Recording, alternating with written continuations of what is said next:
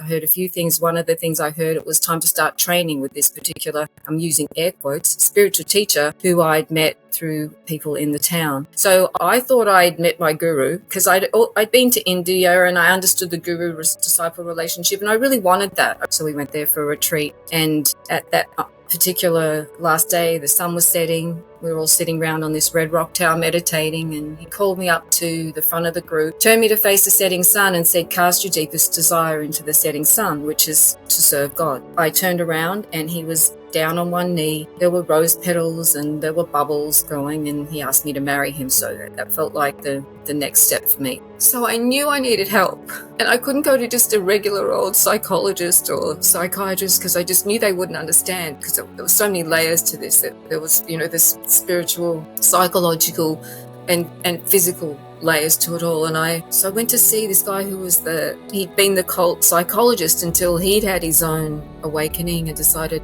not to be part of it anymore. And I walked in the door and he said, I knew you'd come and see me. You know you're in a cult, don't you? And I said, no, I don't know I'm in a cult. I thought I was in an ashram with my guru. And he said, go home and Google cult characteristics, which I did. And sure enough, every single characteristic, from charismatic leader who's the arbitrator of truth, who controls what the group members do with their time, what they eat, when they sleep, who they partner with, whether they are celibate or not, and then uses mind control, brainwashing and gaslighting. That's when I realized I was in a cult.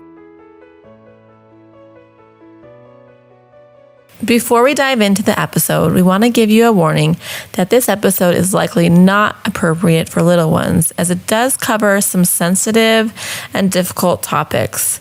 Additionally, we've left in our guests' original language, which includes some swearing.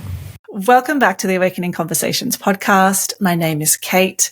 I'm here with my co-host Amanda, and today we've been joined by Isabella Young. Isabella is a survivor and a powerful voice for healing and empowerment. 16 years ago, our guest escaped from a messianic cult after the tragic loss of her son, who was murdered. Following this devastating experience, she embarked on a profound journey of healing and self-discovery, spending time in nature, expanding her consciousness, and freeing her mind from the grips of cult programming. Through her journey, she recognized the parallels between her experience and the broader global enslavement of humanity by forces of evil, a truth that is becoming more apparent each day. Having overcome brainwashing, narcissistic abuse, and deep emotional traumas, she is now dedicated to helping others identify, escape, and heal from forms of control and abuse. Isabella, thank you so much for coming on the podcast. Thank you, Kate and Amanda, for giving me the opportunity to share what I've learned from my experiences with you and your audience. Yeah, you're welcome. So to begin, as we share your story, perhaps we can start with you giving us more information about this particular experience that you had, being part of this cult, how that came to be, and how you perhaps came to leave this situation, and how that's really changed your perspective on life.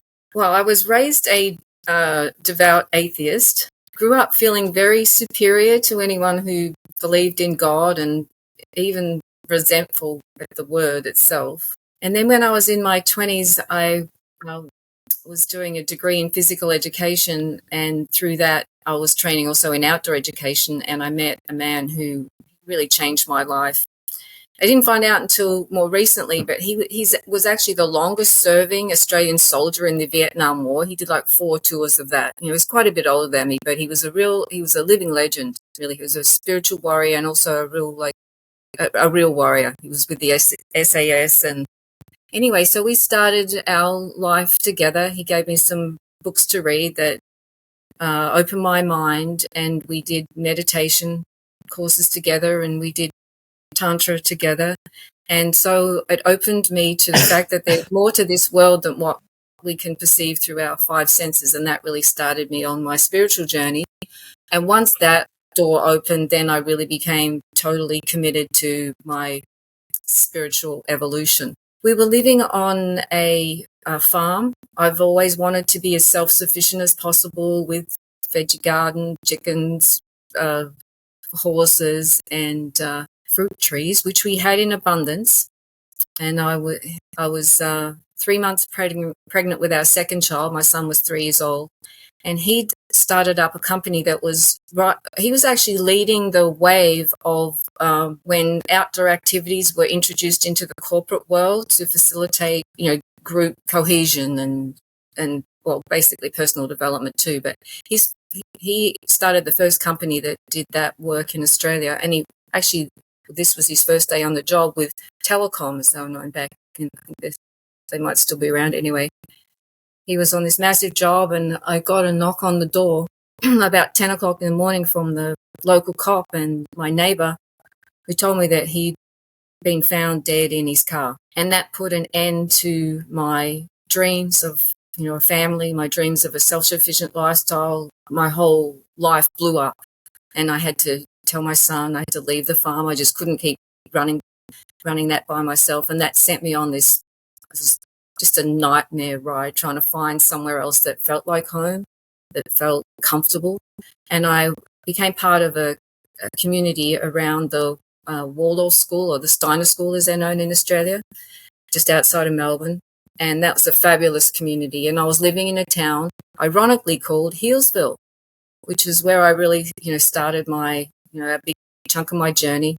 I did this shamanic course called Dying to Live, which is very appropriate because I really didn't want to stay alive. In fact, if I hadn't been pregnant and hadn't had a child, I would have taken myself out because it was just absolutely excruciating. So I threw myself into this course, and what it was basically a preparation for death. So we were sensibly deprived, blindfolded, and in silence, except for when we came together in the mud brick temple, which was actually where I gave birth to my daughter previously. And then we did this, like I said, preparation for death, writing our will, our eulogy, letters of forgiveness. Then on the last morning, we did a guided meditation. And I just remember the words Merkaba and Antakarana. And I had a massive out-of-body experience. I don't know where I went, but I went way, way, way, way out.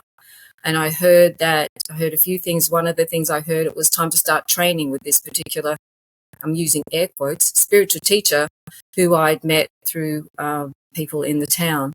And so I got back from the retreat. I called him up and he said, meet me in New Zealand for the Millennium event. So this is back in 2000.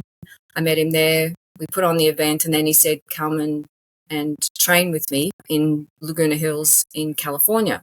So I thought I'd met my guru because I'd been to India and I understood the guru-disciple relationship, and I really wanted that. I really felt like I needed some guidance. I knew I was pretty fucked up really from my childhood, and then, losing my partner, and then, trying to be a single parent. I joined the community, I suppose. It was a group of about 20 people at the time, and we did another retreat just after I got there in Sedona. It was a grand stellium, so we went there for a retreat.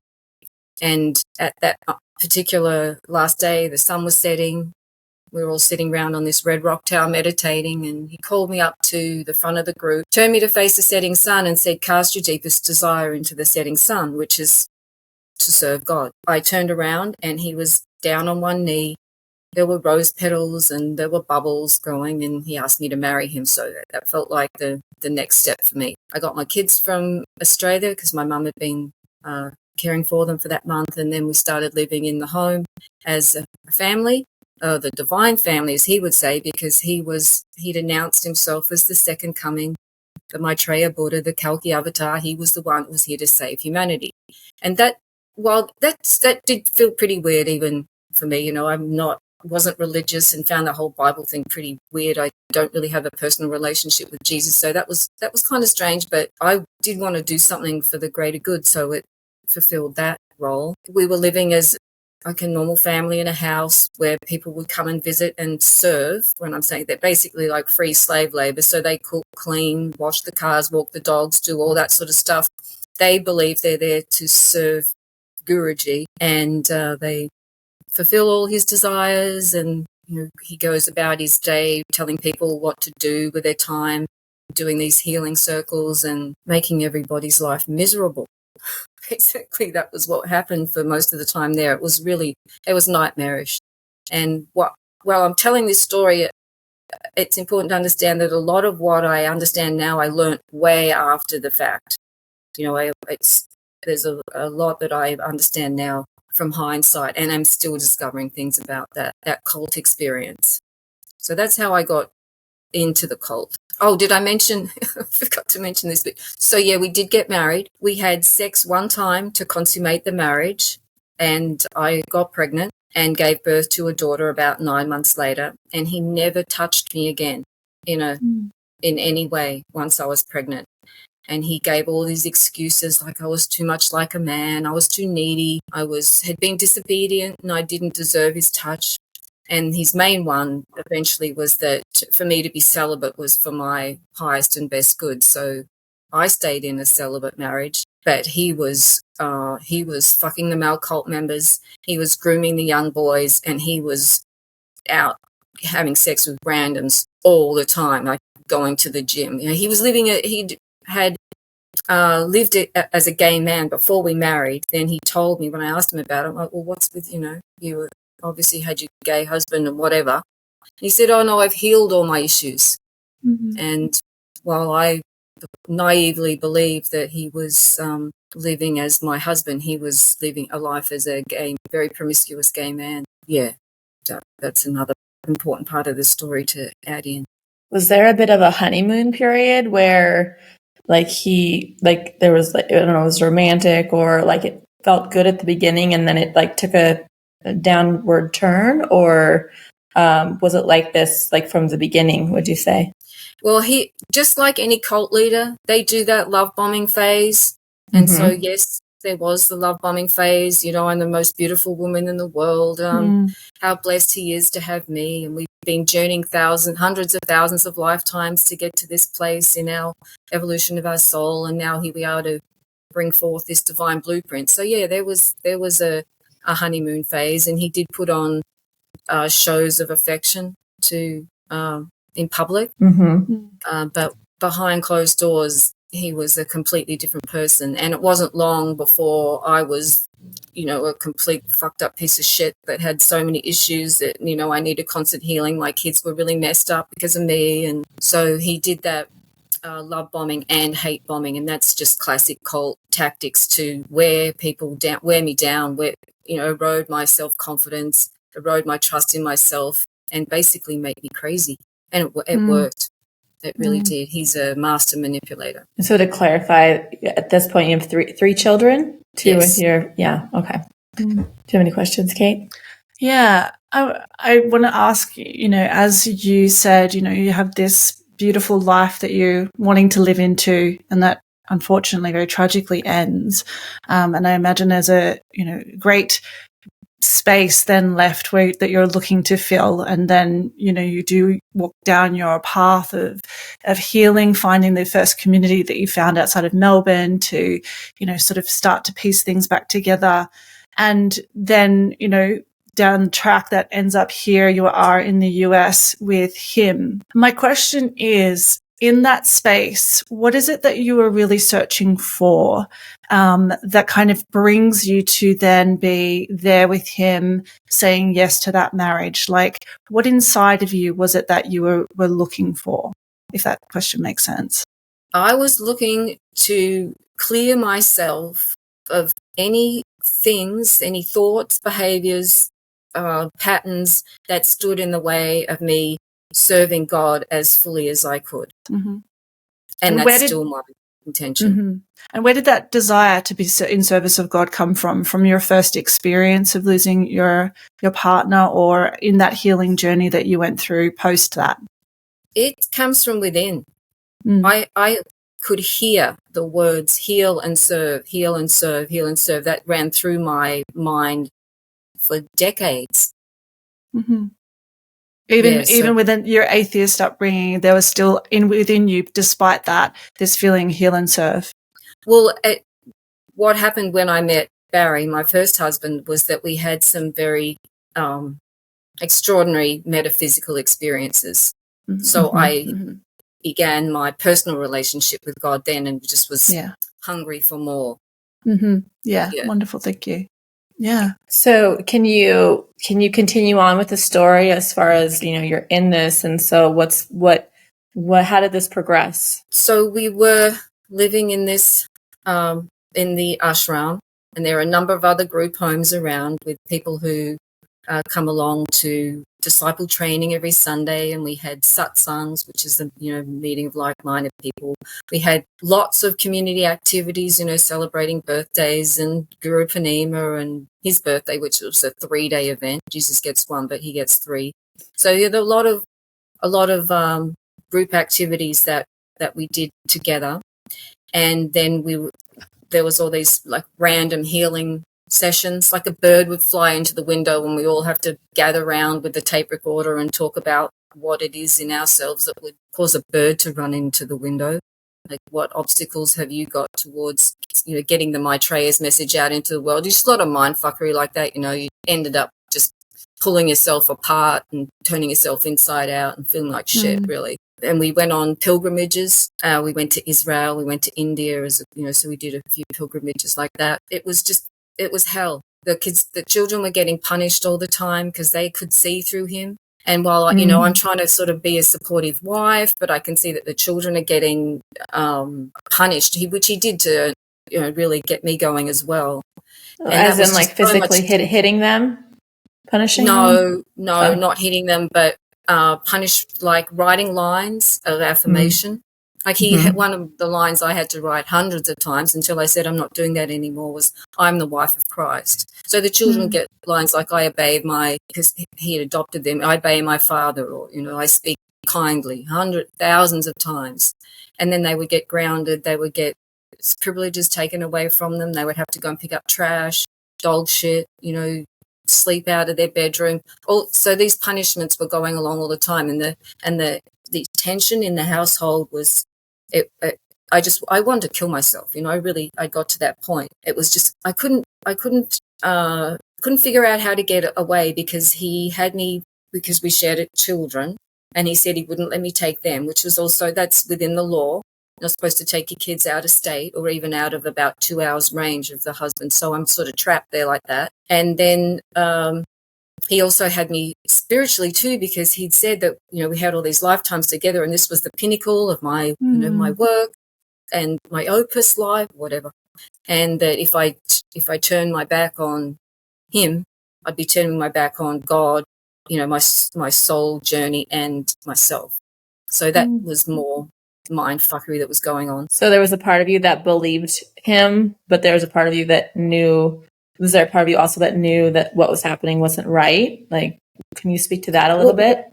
What I thought was happening, because I understood that I had issues and I had wounds that needed to be healed. And I understood that there were processes that I had to go through. And he kept promising, like, if you just do this, then you'll be, free. And if you just do that, you'll be free. So it was like this constant, like, bait and switch game that he was playing with me. 7 years into all this hell, the kids are going to school, they're living, like, they're doing taekwondo, ballet, all the sorts of, like, what would seem like normal family stuff. But then on Sundays, we've got heaps of people coming around for these disciple trainings, which would often descend into crying and screaming, hours of that. Sometimes the cops even came. It was very, he's calling them healing circles, but they really weren't. They were really demon summoning. So now I know that what they were demon summoning ceremonies. So my son came home from school one day and he was really upset and didn't want to talk about it. So I said, why don't you go to bed and we'll talk about it in the morning. Well, in the morning he was gone.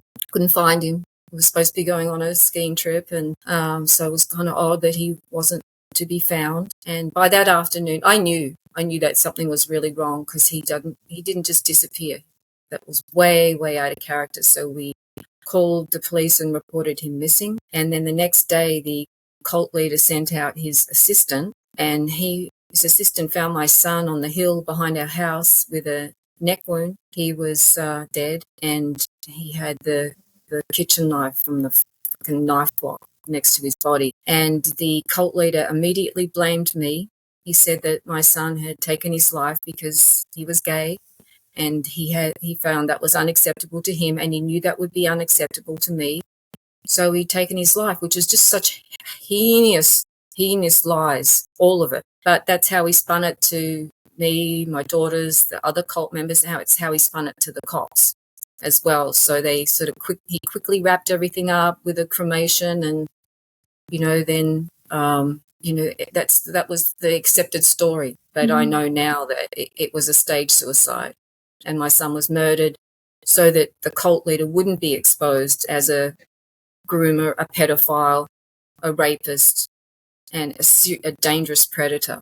To clarify, do you think he was sexually assaulting your son? I think he was up to the grooming stage. Okay. What we found out later was he actually had been sexually assaulting the boys who were in the Australian cult. There's a cult in Melbourne run by an equally evil witch.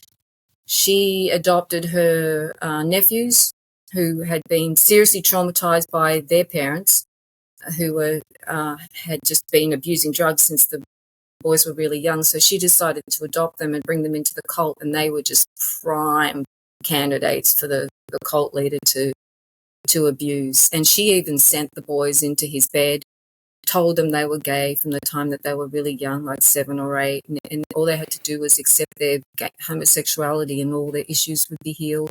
So it's really sick shit that's gone down in that cult and still does. There was a cult member recently in Australia who took her life because she found out what she'd suspected for a long time, and that he is a pedophile and a rapist and a groomer. So after my son died, I wanted to die again. I thought I'd done my dance with death or whatever, but this was just, I actually went from breath to breath for months and months.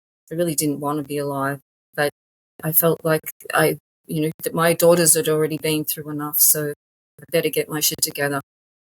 Can I ask how old your daughters were at that time? Sorry to interrupt you. Like 12 and 3. And how old was your son? He was 15. So I knew I needed help. I went to see, and I couldn't go to just a regular old psychologist or psychiatrist because I just knew they wouldn't understand, because there were so many layers to this. That there was, this spiritual, psychological, and physical layers to it all. And so I went to see this guy who was the cult. He'd been the cult psychologist until he'd had his own awakening and decided not to be part of it anymore. And I walked in the door and he said, "I knew you'd come and see me. You know you're in a cult, don't you?" And I said, "No, I don't know I'm in a cult. I thought I was in a ashram with my guru." And he said, "Go home and Google cult characteristics," which I did.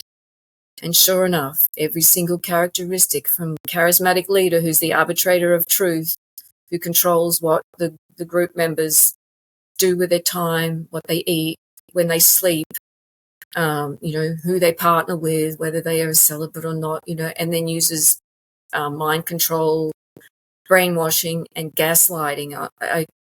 That's when I realized I was in a cult. And the irony of that is my parents, who divorced way back, never did anything together, except they went to see a cult expert a year after I left Australia. I found this out later. They didn't tell me, but they went to see this cult expert. I don't know what that advice they were given, but it was probably just to not say anything, because they never did. No one ever told me. I remember this one guy who said, "Oh, you don't need a guru, don't you?" And I was in the broken stage saying, "Well, just for now." But no one ever mentioned that I was in a cult, which is why I'm speaking out now about what I'm seeing happening on the world stage, because if you don't know you're in a cult, there's no way you can get out. If you don't realize that you're in this mind prison, then you're going to stay there, because these are highly clever like mind games that get played with people who are vulnerable. And I was just a fluffy bunny to him as a predator wolf. I was extremely vulnerable. I was very broken, and getting into a cult has everything to do with your emotional state and nothing to do with your intelligence. That's from my personal understanding, because I am an intelligent person, and I did get sucked into a cult.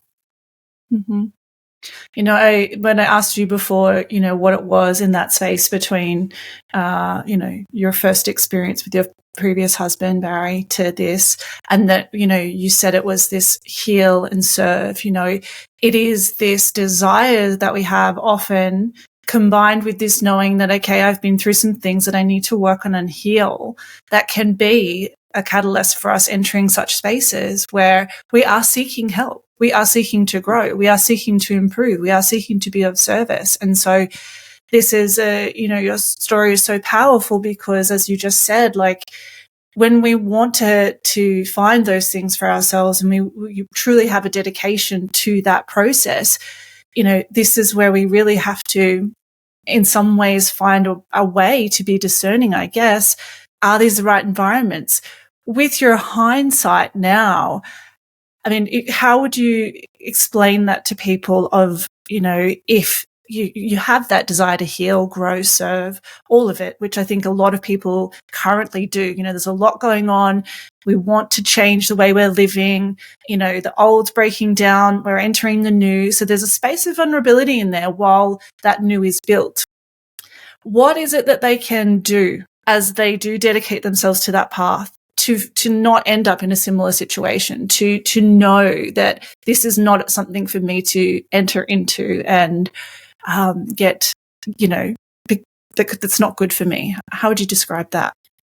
I see that as there are two equally important parts to being safe from these predators, because they're everywhere. They're in religions, they're in multi-level marketing, they're in politics, they're in, even sports teams, and they're these, and in relationships. There are cults of one. There are families that operate as cults.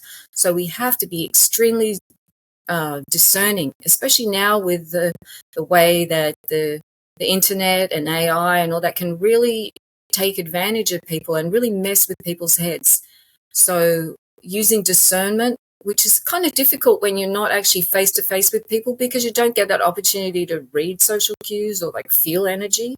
So you can be really easily taken advantage of online. And so discernment is extremely important. And the other part of that, I think it's also acts as helps with discernment, is to establish self-love as just an absolute rock solid foundation, because I didn't have that. And in fact, I went into relationships with a couple of other narcissists before I realized, hey, wait a minute, I might be working on it, but I'm not there yet, because I'm clearly still attracting narcissists. That was something I did when I got out of the cult. I studied cult programming, cult leaders. I studied narcissistic personality disorder, and then I realized, oh, hey, I'm in this relationship with these narcissists. And instead of just, continuing to point out he's the narc, what does it mean for me? Well, what that means for me is I have codependent tendencies. Both of those conditions are self-love deficit disorders. They just manifest in different ways. And being codependent means I'm still looking for love outside myself, but I have retained empathy. I have retained the ability to self-reflect and take responsibility. So I knew that I was healable. I just needed to love myself. Unlike the narcissistic personality disorder, which, they lack empathy and the ability to take responsibility and self-reflect, which means they're basically unredeemable. They're never going to think, well, where do I need to change? So I spent a lot of time working on establishing self-love, and that was using I love myself. I said that out loud, quietly. Any time of stillness, I would fall back to that mantra. I also treated myself as kindly and lovingly as I could with what I ate, what I wore, where I went. I spent a lot of time in nature, and nature's been that's been the biggest part of my healing, is being connected to nature. Connected, actually, haven't worn shoes for about 8 years, so I'm skin to earth most of the time.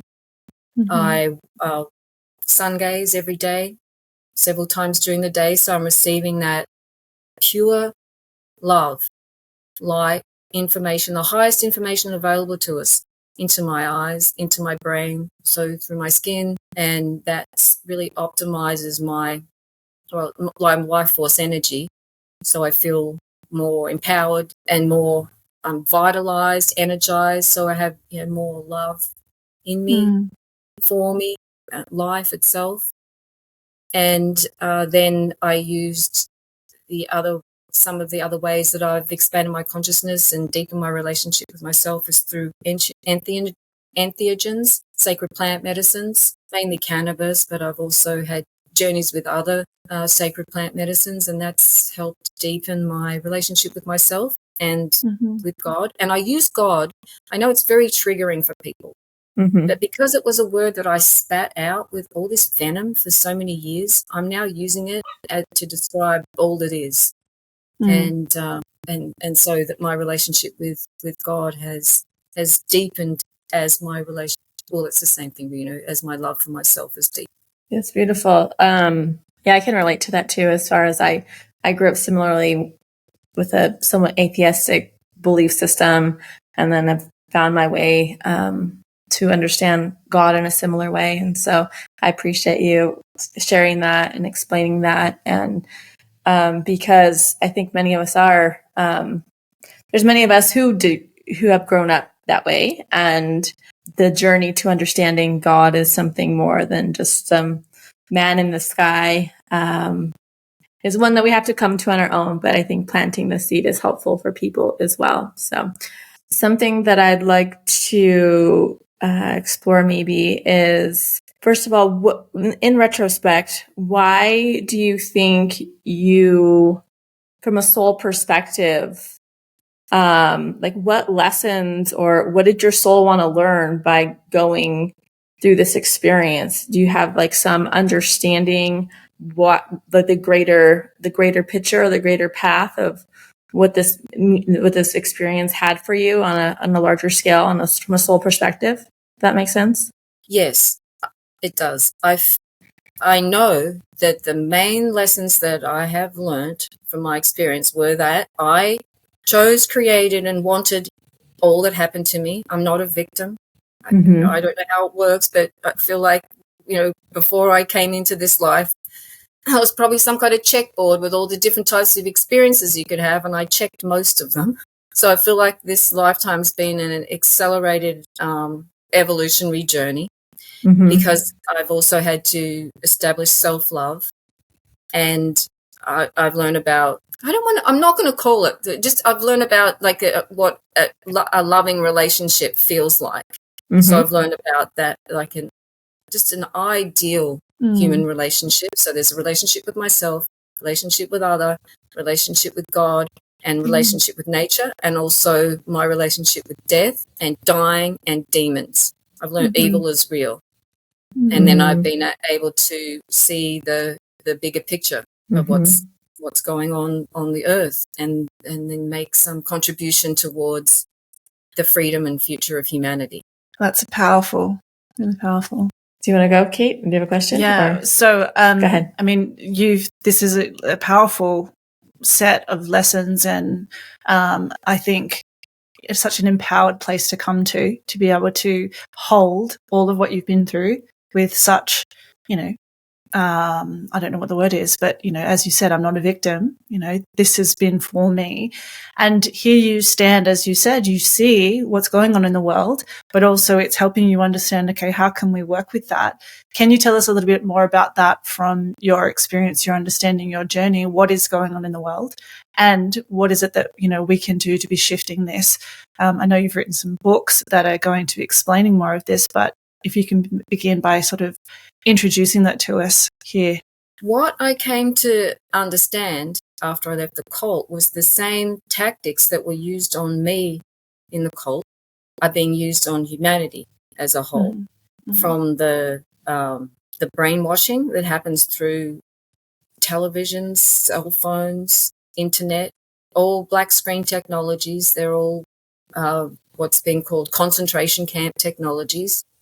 They're being used to create groupthink and generate fear, which makes people controllable, because you're scared, so you do what you're told, so it's going to make everything better. I could see the psyops that are being played out, these, just that whole bullshit that went down recently, it's a psychological operation.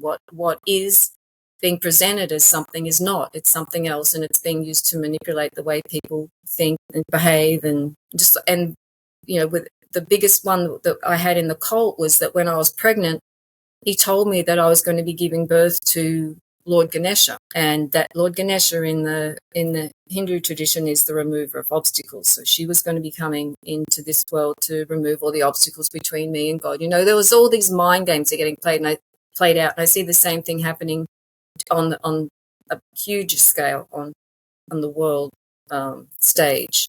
From the political bullshit to the all the wars and religions, and the way science is being manipulated, and the way the financial system works just to enslave people. And so I can see those sorts of things playing out on the world stage. And that was horrifying, because that's just only the tip of the iceberg when you start to realize, well, what's behind that force?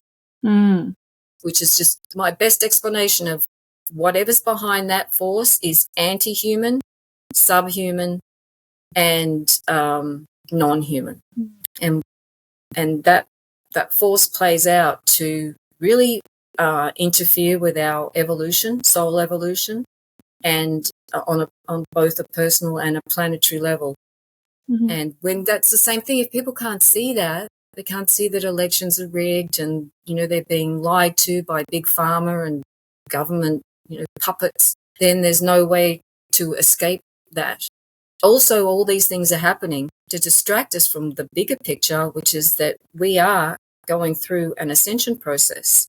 There's this light, highest frequency of light coming. We're in direct line of it now from the galactic center, through the great central sun, through our sun.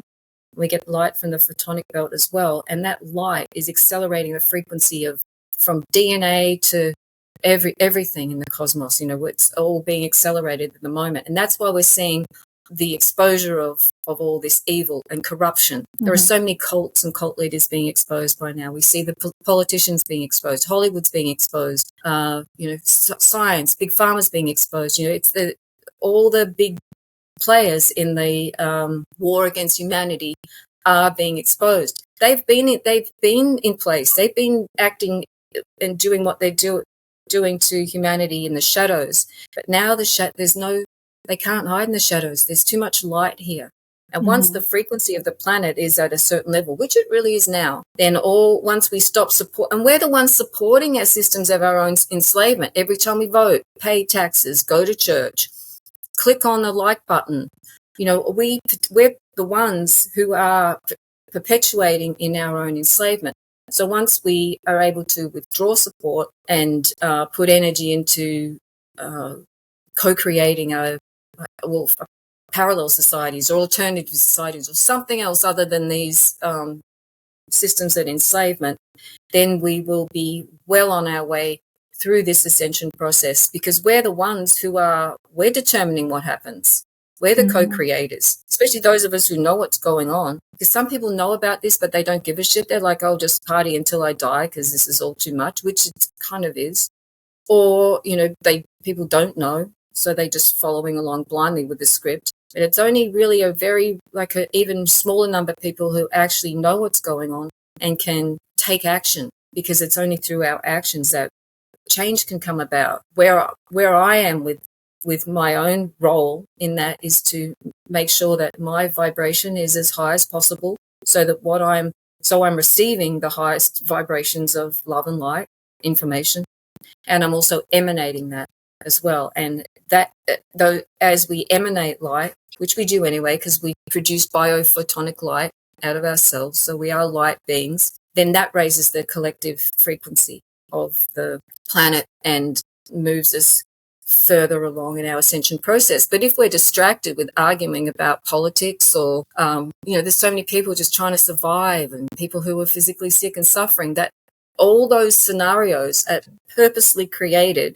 so that people don't have the time or the energy or the wherewithal to become more spiritually evolved, to be meditating, to be embodying light, to be taking proactive steps in the world, like to inform other people or whatever it is. So, there's a lot going on to distract us from the fact that we are being inundated by this highest frequency of light, that we really don't need to do anything other than to just be relaxed and open to receive.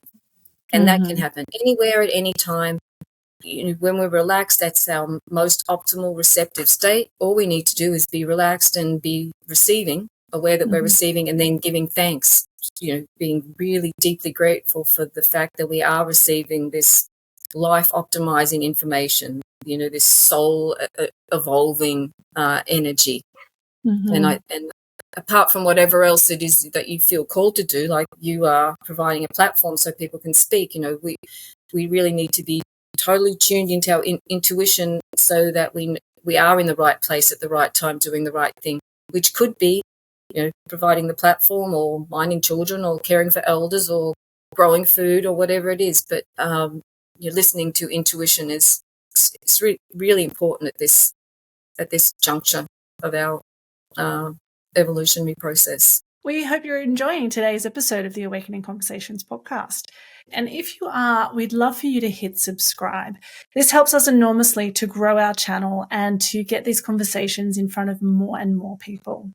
We really appreciate you being here and tuning in. So let's now return to today's episode. Yeah, you said a lot there, and a couple of things that I picked up or that I want to share as far as the idea of evil and the concept of atheism, and how the best trick the devil's played is making us believe that he doesn't exist, right? So I see that playing out in the United States or all over. Essentially, it's like the god of science has kind of, people believe they're atheists, but really science has taken over as this like god figure, and therefore I think if people don't have some connection with some higher power, people are easily manipulated if they don't believe that evil does exist. And really, to be able to, I think, go higher, we do need to look at the darkness. We do need to be able to see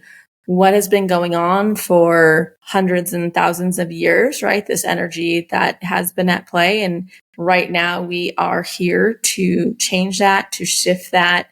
It can feel overwhelming. It can feel, and I think that's by design, right? Like, we're just going to show you all the terribleness that is existing in this world. But really what you said is that it is up to us. Like, we have the power as far as where we put our attention. It's really very simple what you just said. We can relax and receive what is going to facilitate this ascension process, and also being able to hold that light, see the darkness, right? It needs to be seen. It needs to be witnessed. And rather than looking away like it doesn't exist, like it does need to be, in order for it to purge, to release, like we do need to feel it, right? We need to acknowledge it. And then, something that came up as you were talking was just something in my own life, like this. I got a puppy in January, and I live in central Mexico, and it's mostly stone and cobblestone. So touching earth is hard here. There's not a lot of opportunities to touch earth. And I really wasn't touching earth on a consistent basis before. And then this dog has basically, I go to this park every day, or there's all these dogs, and I wear earth runners, so there's like a connection to the earth. It's copper posts. So, and I'm just noticing how different I feel from this experience, that I feel like in a way it's like I was guided to have this experience. Like, it felt things were put in place for this to happen, for me to go there each day. And it's something so simple as touching grass each day has changed how I feel, how my body feels, and connecting with animals. So really, like, it's the things that we need to do to help humanity, help ourselves, which in turn helps humanity, is actually very simple, as you stated and shared through your own experience. I think that while what we're experiencing feels daunting, overwhelming, maybe hopeless if we're just focusing on like all the negative, it's like remembering that we are the creators. Remembering we're not victims, right? Like that's really what this time is about, is like where do we get to choose our experience? And you've definitely exemplified that we can choose something different regardless of what our experiences have been, however intense or dark they have been. We get to choose what our future is going forward. So thank you for, it's beautiful that you are where you are now, and you have this idea of, or this understanding, this knowing of why this happened. And it was like Kate said, for you, not even if it didn't feel like it in the moment or at the time, like it was for your soul path. Your soul did choose it. Your soul checked off those boxes before you came here to learn these things, and then also to serve how you are serving. So it's cool to see where you are, and then obviously there's more ahead of you for your soul work. So thank you, Amanda. That was very sweet of you to say those things. Yeah, you did remind me though that what's an important part of being grounded and connected to the earth is that it doesn't have to be bare feet to earth. It can be bare feet on grass, sand, gravel, cement, bricks. That's all conductive. Touching trees. So when you walk past a tree, you can just put that whole tree hugging thing. That this is what the thing that it's called that I'll just call it the forces of evil have done, and they've inverted they've inverted and perverted things. They've also made fun of things that are really actually essential for us, because now is the time to be as human as possible, which means being directly connected to the earth. And that whole like tree hugging thing, it's an important thing to do. Touch the trees, touch the plants when you walk past them. And that with your dog, if you touch an outdoor animal, you'll be grounded because the animal's grounded. If you touch another grounded person, you'll be grounded, so share hugs with other grounded people. These are the ways that we can ground ourselves, in addition to having bare feet on the earth or using earthing devices. There's a movie called Earthing, which I highly recommend. It's there's a genius called Clint Ober who has conducted many experiments to prove that earthing does affect and improve our health. The other ways to be grounded are to touch crystals. And anyone who's poo-pooing at crystals at this stage is really missing out. They're high-tech devices. This is, of what I've written about in my books too. There are so many technologies that are being overlooked or scoffed at when they're really crucial for us now. They really are. We really need to use them, and they want to help.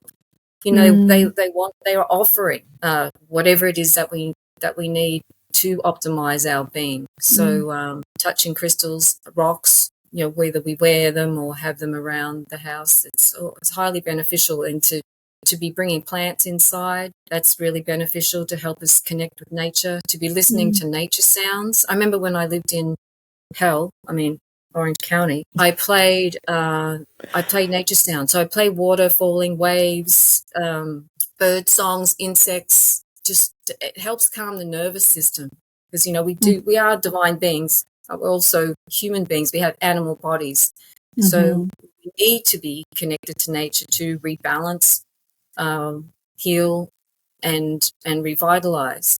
And there are lots and lots of things that we can do in order to achieve that balanced state.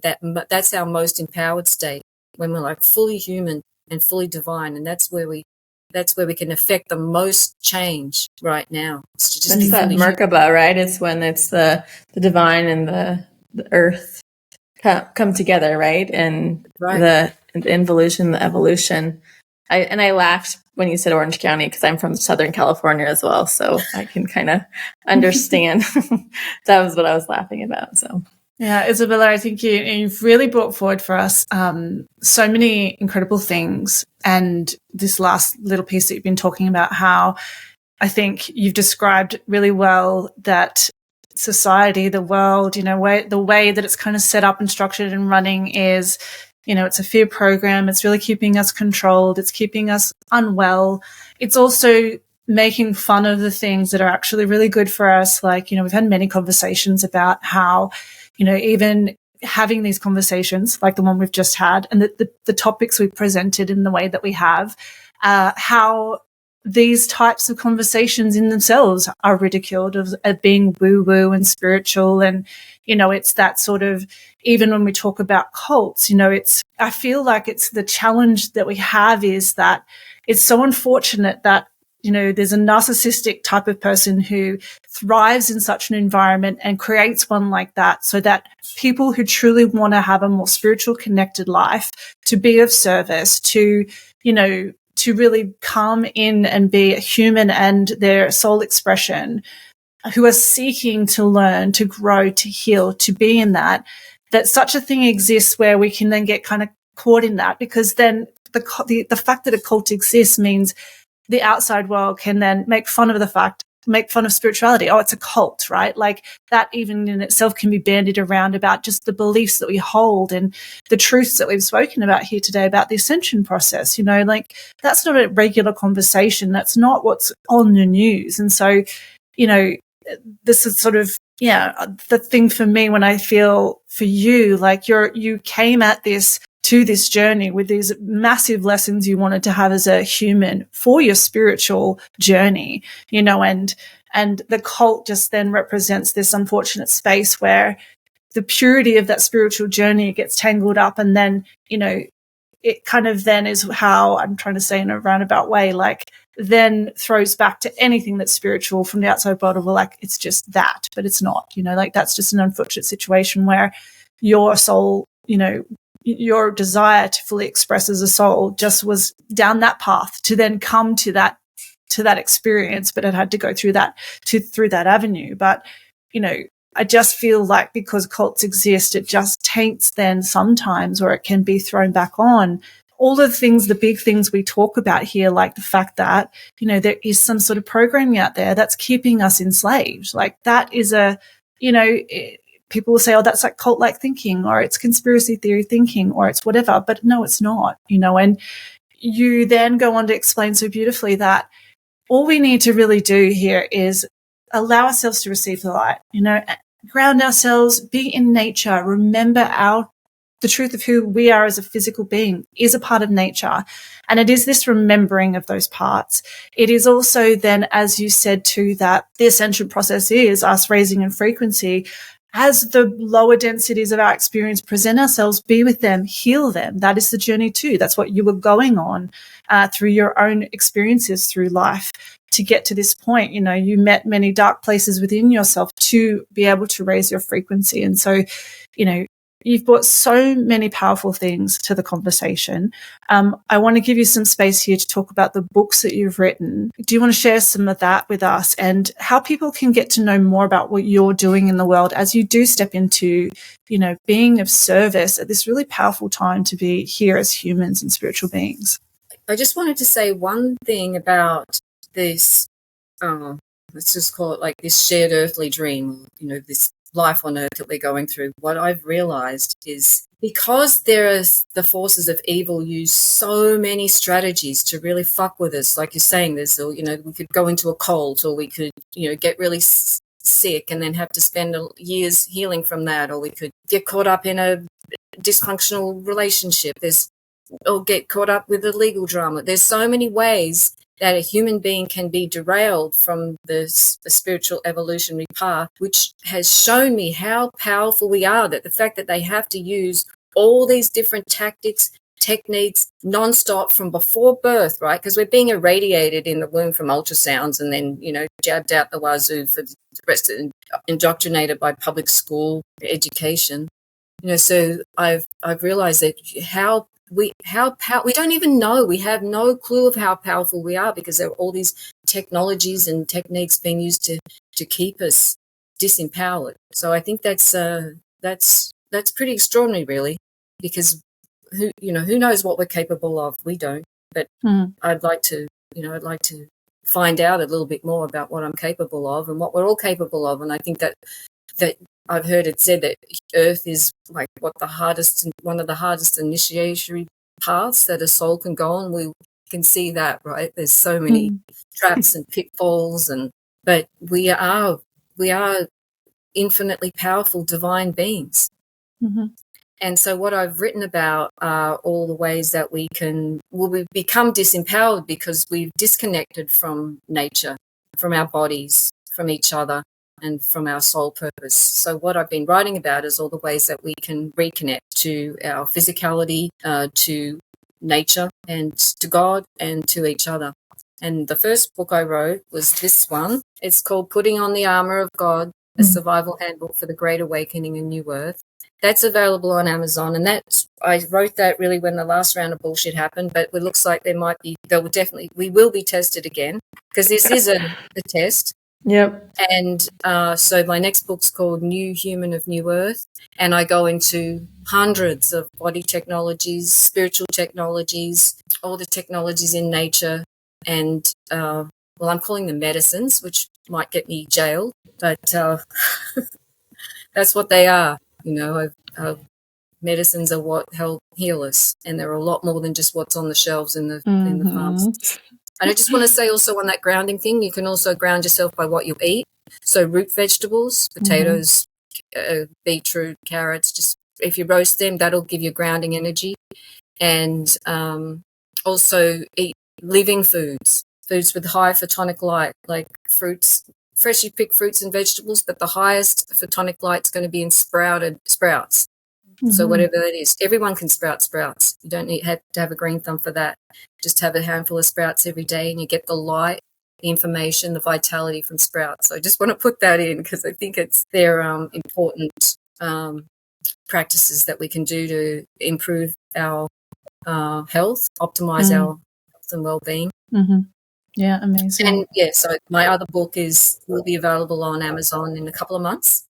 I have a YouTube channel called Feeling Better Naturally, which has some Talking Heads videos, but most of it at the moment is being nature videos, because we can also receive healing benefits from looking at images of nature. And like I said before, the sounds of nature, or even the color green, and having objects of natural beauty in surrounding you can improve your health and well-being. So that's Feeling Better Naturally on YouTube. And my website is feelingbetternaturally.love, which has got videos and some writing and my artwork. And that's a good place to find out some more of what I offer. And then the other one is I have a Substack called Feeling Better Naturally. Great. Amazing. Can I ask you, can we just go one more question before we close up? I'm curious from your experience, what is your perception of the guru disciple relationship? Do you think that can exist in a more New Earth energy? And what about spiritual communities? We hear a lot of stories like yours where it's operating on lower frequency. Where do you see spiritual communities? Like how can those exist and function from a more level playing field versus a narcissistic victim dynamic? As part of New Earth, there won't be that power, this top-down power structure. It'll be egalitarian. So I feel that all communities will be spiritual communities, but they won't be communities and they may be leaders, like people who, fulfill certain roles, but there'll be no one person who's arbitrating what happens. It's pretty much how an indigenous society functions. I feel like that's what's the highest and best for humans, to be in smaller communities and be, growing food together and going through their rites of passage, and everyone has a voice, and everyone's seen and validated, and it's about the group and not about individuals getting ahead. So that's how I see the spiritual community. And what was the first part of your question? The concept of a guru. Do you think that that can exist in where we're going? Well, from my personal experience, I reckon the days of the guru are done. I reckon it's just now a direct connection to the divine. Yeah. You just have that personal relationship Versus going with external God. to another human. It's just cultivating that yourself. And with, so the direct relationship with God, with angels, archangels, ascended masters, ancestors, crossed over loved ones, that's all personal relationships. That doesn't mean that one person can't teach another person something about. I think we're all teachers and we're all students. So in terms of giving your life over to a guru to then receive instruction from, that might be something that's valid for a certain period of time, but it's certainly like not a lifelong commitment. And I think actually part of that process should be that one grows out of a guru. They say that it's a guru who's doing their job, or a manager, or even a parent, that you grow out. Your students no longer need you. So like the true guru is teaching you to fish versus giving you the fish, right? Like it's not cultivating a dependency for their own ego and power. No, and it shouldn't be just do what the guru says. As well, what do you think? What do you feel like you should be doing? Helping them to cultivate discernment and inquiry and the ability to connect on one's own versus having to ask outside of themselves to another human being. Yeah, and just then you can rely on the guru and what the guru says and not take any responsibility. Like it's a personal vacation from yourself. That's how I see it.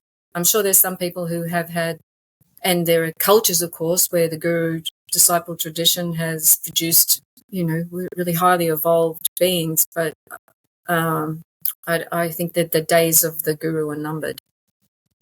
Cool. It's cool to hear what, given what you've been through and having, to share, to see what you think. So thank you for that reflection. And you're welcome. Yeah, Isabella, thank you so much for using the power of your voice to share what you're sharing with us today on this podcast and on other ones that you do, and also through the words that you're writing and the information that you're providing people for the future, for what we're going through. I really want to thank you for showing up for that, given the experiences you've had and the healing that you've done to be where you are today. And just want to be really grateful for you, stepping out in the way that you're doing, because as we said, it's challenging to come out with speaking this way in the times that we're living in, but it is so incredibly important. So just want to thank you so much. Thank you, Kate and Amanda. And I'm really grateful that you are providing a platform for me and others who have information to share that can really help benefit people, because so many people are suffering. They're not well physically or mentally, and there are myriad easy, safe, effective practices that people can do to improve their physical and mental, emotional health. And that really starts with connecting to Earth, connecting to God, and then connecting to other people in the community. Yeah, 100% agree. Beautiful. Yeah. So we'll link to all of your website and the book that you have now, and when your new one comes out, we'll add that in time so that's there as well. Thank you so much, Isabella. Thank you, Amanda, and thank you everyone for listening. And Isabella. Thank you. I will send you a copy of my book when it's hot off the press. Amazing. We'd love that. Thank you, everyone, for listening. We'll join you in the next episode.